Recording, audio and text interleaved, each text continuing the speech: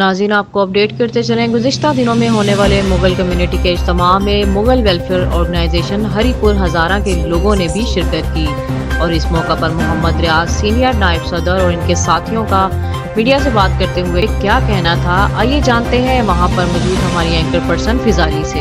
اس وقت ہمارے ساتھ موجود ہیں ہری پور کی تنظیم کے چیئرمین۔ السلام علیکم سر۔ جی وعلیکم السلام۔ کیا نام ہے سر آپ کا؟ جی خالد محمود شہباز۔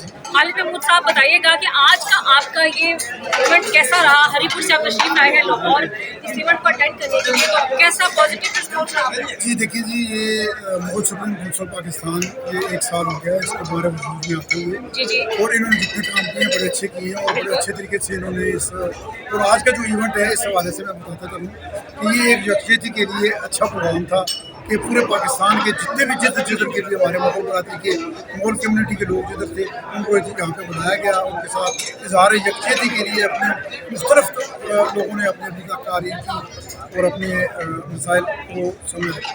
بالکل جی، اور آپ کا اپنا ایکسپیرینس کیسا رہا کہ یہاں پہ آ کے آپ کو لاہوریوں کا جو رسپانس تھا کیسا لگا؟ جی لاہوری تو بہت اچھے زندہ دل۔ صحیح، بہت شکریہ جی۔